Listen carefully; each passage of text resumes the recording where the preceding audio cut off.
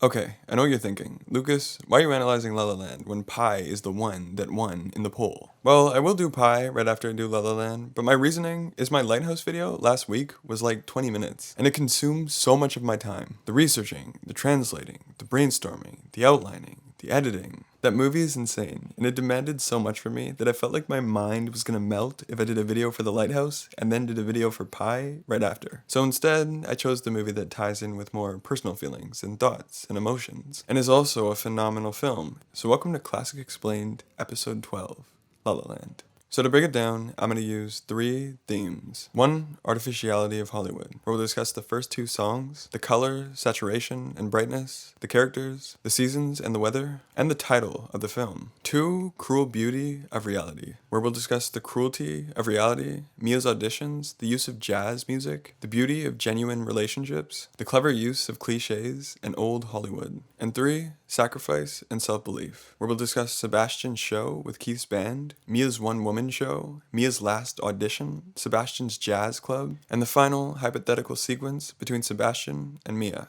and much more. And if you like this video, please leave a thumbs up and a comment, it helps so much. And if you want to see more of these, please make sure to subscribe as well. Let's get started.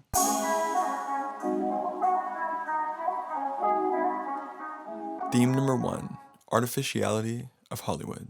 It's pretty clear throughout this movie that the disingenuousness of Hollywood is a major theme. And I feel like the filmmaker is having the most fun creatively when criticizing Hollywood's presentation, its messaging, and its people. And this creative criticism becomes apparent immediately with the first 2 songs. The first song is called Another Day of Sun, which is the opener to the film. This song is about never giving up on your dreams and trying again tomorrow if you failed today. There's always another day of sun to reach that goal. The second song is called Someone in the Crowd, where Mia finally agrees to go to a party with her roommates. This song is about being open to the possibility of meeting someone at the event you go to and making a professional connection that starts your successful Hollywood career. Both songs are not false, but they are certainly cliche, and they're performed vocally and visually in this overly hopeful and optimistic way. And this messaging makes the dream seem a lot closer and within reach than it actually is, which Hollywood is really good at doing. The colors during these performances are also very vibrant, with this highly saturated style of color correction. The set design and costumes include a lot of reds and yellows and blues and greens, and this visual style is actually applied every time we are in a setting full of overly hopeful or shallow or disingenuous people. It happens at every Hollywood party and at every audition for a cliche or surface level character for Mia. Everything feels very bright and hopeful and happy, and also quite separated. However, when we have more intimate, honest, and genuine moments with the main characters, the colors seem to be more subdued and relaxed, and the brightness isn't as intense. And I noticed when watching this movie that none of the characters seem human besides Mia and Sebastian. Everyone else seems pretty one-dimensional, like they just serve one purpose for the story. And I think this is totally purposeful by the filmmaker. It showcases the difficulty of finding a genuine connection with someone in an environment that is so artificial. And this movie is also divided into seasons. Winter symbolizing Sebastian and Mia's loneliness and struggle to find any opportunity. Spring symbolizing the emergence of their romance and genuine connection. Summer symbolizing the peak of their relationship and the pursuit of unfamiliar, exciting new opportunities. Fall symbolizing the failure of their endeavors, which we will discuss in depth in theme number 3. And winter, 5 years later, where both characters have a whole new perspective on self-belief and sacrifice, which we will also discuss a lot more in theme number 3. And while the movie is divided into seasons, the weather remains sunny. And of course, they're in Los Angeles, but I think this also symbolizes that in Hollywood, things look bright and pleasant from the outside.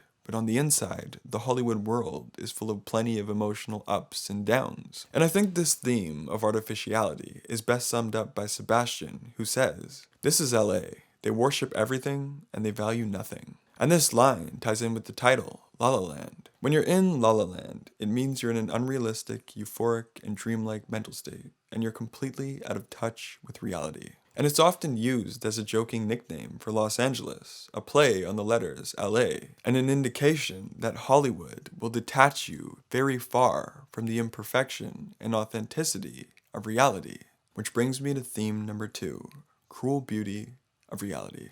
One thing I really love about this movie is its ability to display this dramatic contrast between hopeful Hollywood cliches and cruel moments of reality. After we hear the happy and hopeful song Another Day of Sun, the camera pans immediately to Mia, stuck in traffic and exchanging road rage with Sebastian. And after we hear the other overly optimistic song, Someone in the Crowd, the camera cuts immediately to a parking sign indicating that Mia's car was towed. And when Mia locks eyes with Sebastian and expects a beautiful first encounter, Sebastian walks right through her. And among all the beautiful cinematography and uplifting color correction, the harshness of reality never seems to give up in this movie. Mia is desperately trying to land a role and separate herself from a crowd where everyone wants to be the same thing, which by the way is symbolized really nicely with this scene with the other auditioners. But casting directors reject Mia and ignore her in the most disrespectful way. Sebastian often makes this long drive only to look at a venue that was an old jazz club, but is now a samba dance center, and it breaks Sebastian's heart. Traditional jazz is what Sebastian loves more than anything, and its popularity is fading out as new generations appreciate newer, trendier styles of music. However, the use of jazz music in this movie is probably my favorite detail in this entire film. The jazz music is the central symbol for the unpredictability and beauty of reality. When Sebastian is at a jazz club with Mia and he's passionately expressing his feelings for jazz, he says, "It's conflict and it's compromise and it's new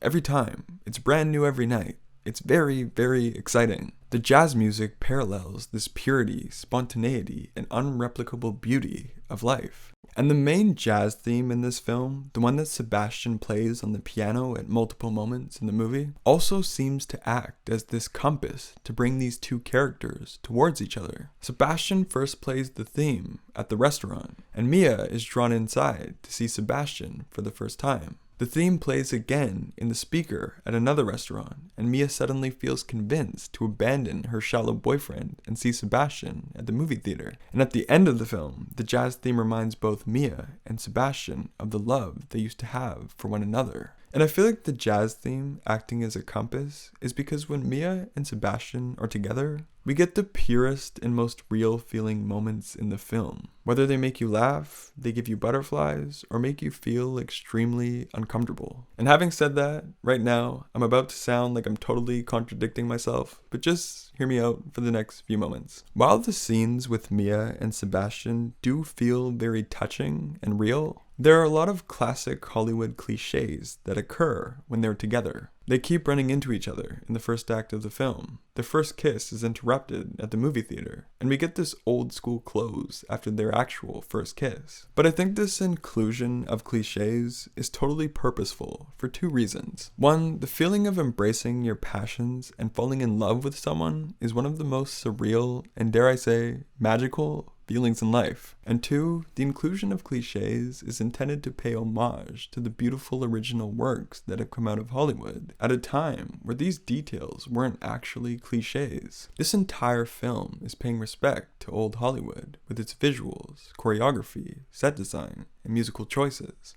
Theme number 3, sacrifice and self-belief. In the beginning of the third act of the film, we see both characters at their lowest, which actually severs the relationship temporarily. But specifically, what's most important is we see both characters fail at achieving their dreams in two different ways. Sebastian's failure is through excessive sacrifice. Mia's failure is through excessive self-belief. When Sebastian signs over to Keith's band, he's finally paid well and seems to be enjoying the fact that people are appreciating him for his musical capabilities. However, Sebastian really doesn't like the music he's playing with Keith's band. Once again, we return to the vibrant colors and the cliche lyrics when we hear the song, "We Can Start a Fire." The saturated instrumental style of the band's pop music is what a lot of people enjoy, and honestly, I was kind of having fun with the song. But this entire scene is the opposite of what Sebastian stands for. He has given up way too much of his musical integrity in exchange for money and attention,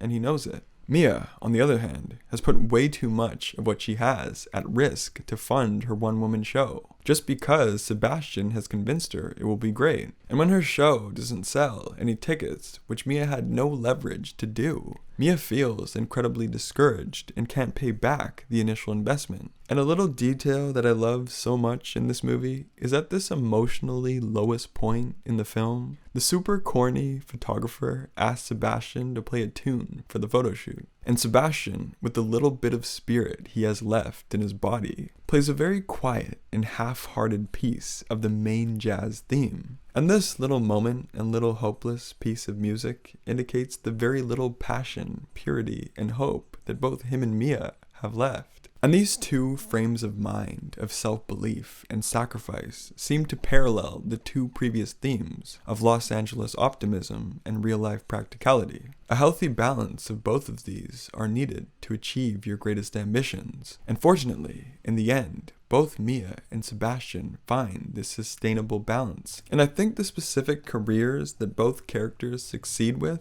indicates that maintaining who you are and having a burning, genuine passion for what you are trying to do is what can shine a light on your authenticity and separate you from the rest of the crowd. Mia lands a role that is entirely true to herself. The respectful casting directors found her at a show that she created, and they tell her that the character she's auditioning for will be built around the real personality of the actress. This moment of creative realism and artistic integrity is also symbolized by the more modest colors and the shadowy background behind Mia. Before, she was auditioning for roles that in no way lined up with the artistic movies that she grew up on. Even her performance in her audition is telling a story about her real life and experiences. Sebastian also has this perfected balance between sacrifice and self-belief. The nightclub has this super appealing blend of traditional and contemporary presentation. The name is Seb's, which is much more appealing to a modern audience than Chicken on a Stick. And the atmosphere and the music pays homage to the legends of jazz, however with a fresh and contemporary layout and design. And of course, the biggest sacrifice that these two have to make is to no longer be with each other. However, I think this final sequence is communicating to us that it was the right choice by both of them. This final sequence is not a what could have been situation. It's a fantasy where everything in their lives falls perfectly into place. It's this surreal Hollywood dream where no sacrifice is needed and just a little self-belief can bring you into a world with the most vibrant of colors and the most picturesque of settings. This is La La Land. However, once our characters return to reality, they recognize the path that they need to continue as a result of their wise decisions. And I feel like there's one thing that both of these characters know without saying a word. With a respectful amount of sacrifice and a self-aware style of self-belief, your wildest dreams may just come true. Alright, that's my analysis. Subscribe for weekly videos, and please send me recommendations. Pi is next in the series, I promise. And please, let me know your thoughts and opinions on La La Land. I think Damien Chazelle is already a masterful director, so I'd love to hear what you think. I hope to see you again, and thank you so much for watching. See you later.